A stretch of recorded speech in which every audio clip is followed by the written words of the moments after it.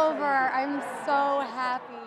গত কয়েকদিন ধরে বিশ্ব সাংস্কৃতিক অঙ্গনে চলছিল নানা আলোচনা, কারা পেতে যাচ্ছেন সেরা চলচ্চিত্র অভিনেতা ও অভিনেত্রীর স্বীকৃতি। অবশেষে রোববার আসলো সেই মহেন্দ্রক্ষণ।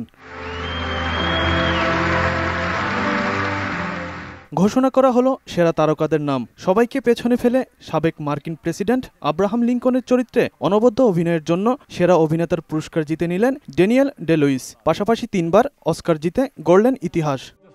Of human dignity in our hands. Blood's been spilled to afford us this moment. Now. This settles the fate for all coming.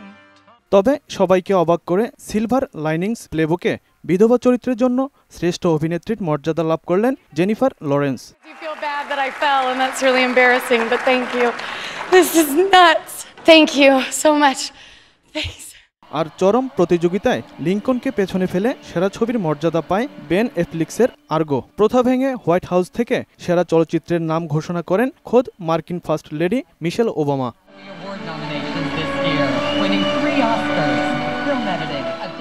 চারটি ক্যাটাগরিতে অস্কার পেয়ে সেরা পরিচালকের পুরস্কার পেয়েছেন সাম্প্রতিক সময়ের আলোচিত ত্রিমাত্রিক ছবি লাইফ অব পাইয়ের পরিচালক অং লি।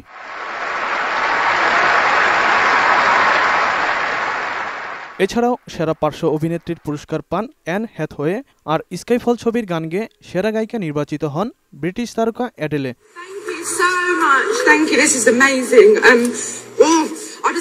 আল আমিন হোসেন, মোহনা ইন্টারন্যাশনাল ডেস্ক।